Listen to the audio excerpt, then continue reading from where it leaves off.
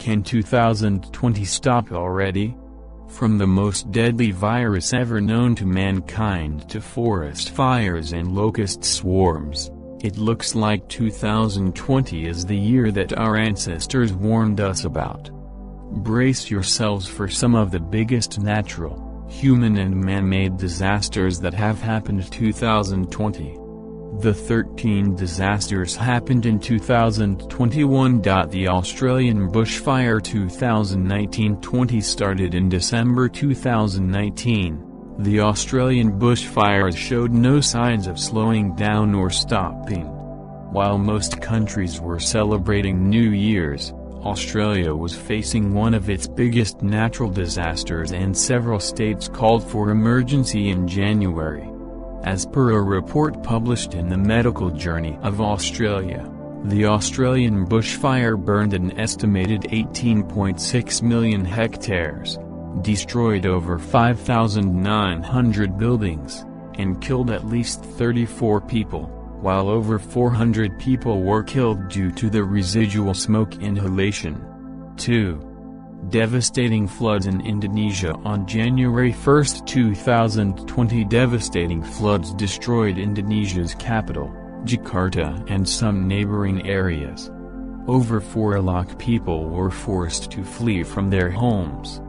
The floods were accompanied by heavy rains lashing the city, causing further damage as rivers overflowed and people were submerged in waters that were 5 feet in depth. Several locals were victims to drowning or landslides, while others died of electric shocks or landslides. About 66 people lost their lives to this natural disaster of 2020. 3. The dreaded coronavirus. While the first outbreak was identified in December 2019 in the now infamous Wuhan, no one realized the significant global and economic impact it would have. On January 11, China recorded its first COVID-19 death, and on March 11, 2020 the WHO declared coronavirus a pandemic. As of April 2, the global coronavirus cases surpassed 1 million. Today, most countries are gingerly stepping out of lockdown and trying to resume life. However, 7 months into 2020, there is still vaccine under process. 4. Volcano eruption in the Philippines. The Taal volcano is the second most active volcano in the Philippines, and it started rumbling on January 12 in Luzon, followed by an eruption and ash dust over 100 kilometers away. It had last erupted 43 years back. The volcano left huge ash clouds which caused mass evacuations of over 300,000 people. On February 13, the National Disaster Risk Reduction and Management Council, NDRRMC, and the Philippine Institute of Volcanology and Seismology, PHIVOLCS, reported a total of 2,484 volcano-tectonic earthquakes in the vicinity of the volcano, 176 of which were felt. The Philippines is still reeling from the volcano eruption, with a number of countries sending in domestic aid. 6.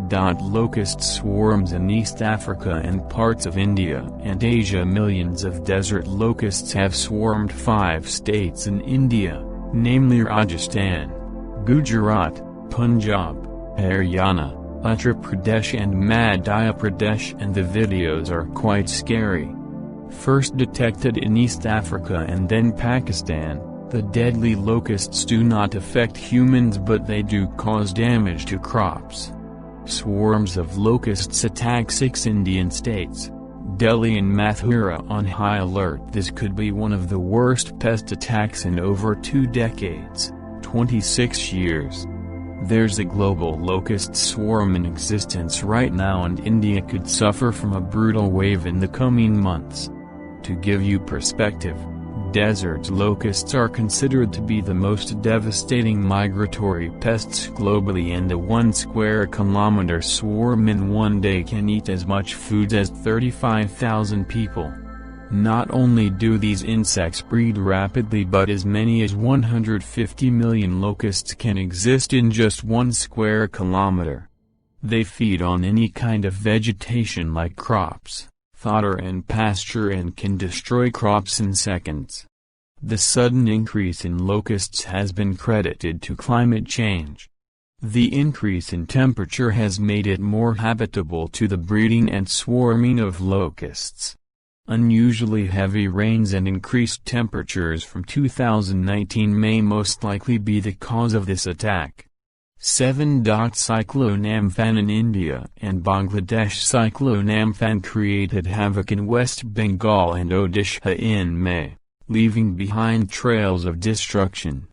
The meteorological department termed the cyclone to be an extremely severe cyclonic storm that made landfall in both the states with abundant rains, gust winds and lightning, destroying everything that came in its way, leaving chilling visuals all around.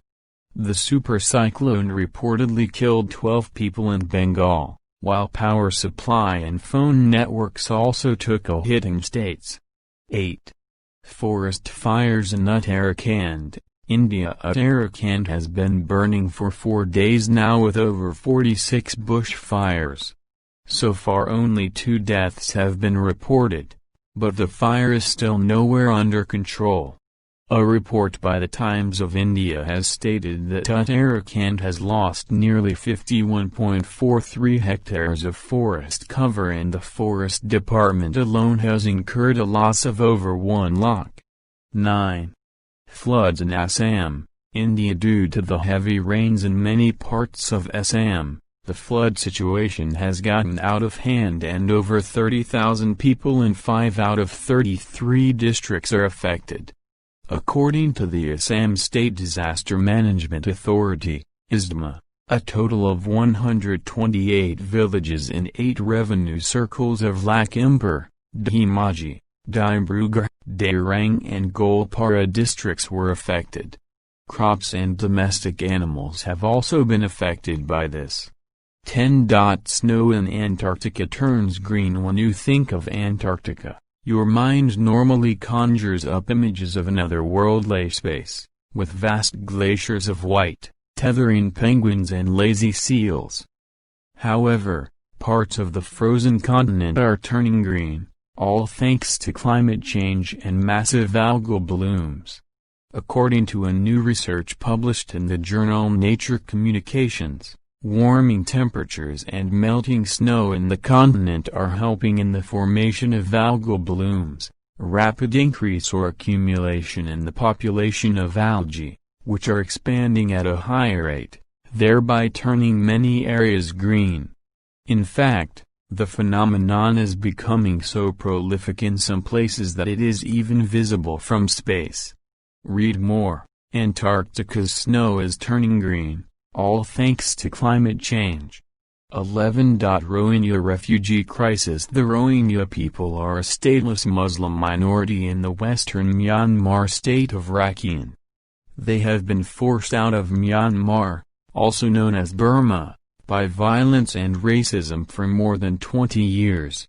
Myanmar's government refuses to recognize the Rohingya people as one of the 135 official minority groups in the country, denying them citizenship as long as they identify as Rohingya. The most recent crisis began in August 2017 when hundreds of thousands of Rohingya people, more than half of whom were children, fled violence against them by seeking refuge in neighboring Bangladesh. Currently estimated to include 1 million people, most of these refugees have settled in the Cox's Bazar region of Bangladesh, living in sprawling refugee camps. The largest camp houses as many people as the city of Baltimore, but in a space occupying only 5 square miles, 13 square kilometers. These temporary settlements were put up very quickly, leading to concerns about water, sanitation and hygiene, shelter and safety for women and girls. On August 24, Save the Children released a statement that estimated more than 100,000 babies have been born in refugee camps in Bangladesh and Myanmar. As a result, these children are at higher risk for malnutrition, health problems and missing important educational opportunities. 12. Beruit explosion in the early evening, local time, on August 4. A fire believed to be in a fireworks factory, led to a small explosion and then a massive explosion of a warehouse holding 3,030 U.S. tons, 2,700 metric tons, of ammonium nitrate in the port area of Beirut, Lebanon. The sequence of events is documented in this video from the New York Times. For comparison, Timothy McVeigh used 2 tons of ammonium nitrate in the Oklahoma City bombing in 1995, which killed 168 people. Ammonium nitrate is a common fertilizing agent and the main ingredient in explosives used in mining. The warehouse had been holding this cache of ammonium nitrate since 2014 when it was seized from a Russian cargo ship. According to the New York Times, Lebanese customs officials wrote letters to the courts at least 6 times from 2014 to 2017, seeking guidance on how to dispose of the highly combustible material, according to public records cited by a Lebanese lawmaker, Salim Awan. They reportedly did not receive a response and because of the nature of the materials were unable to act on their own accord.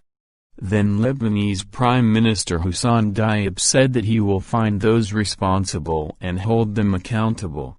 13. 2020 North American wildfire season in many western areas of the United States and Canada, every year brings the risk of wildfires, especially between August to November. The 2020 season has started with intensity with fires in several states and provinces. The Center for Disaster Philanthropy, CDP, is following all fires and reporting on the largest and most destructive ones. Please see our What We're Watching weekly disaster update blog every Tuesday afternoon for more updates. The National Interagency Fire Centers, NIFC, National Interagency Coordination Center, NIC, releases monthly outlooks for the entire country. In their September 1st update, they said, following a brief pause in activity in California and a cessation of seasonal activity elsewhere across the West, large fire potential is expected to increase in October and November in wind-prone areas across the state. The expectation of drier-than-average conditions and a higher probability of more frequent foehn wind events suggests that significant large fire potential will be elevated until winter sets in during December. Brace yourself, there's more. Because the 2020 is not over. I hope you enjoy this video. Thanks for watching. Don't forget to like and subscribe. Peace.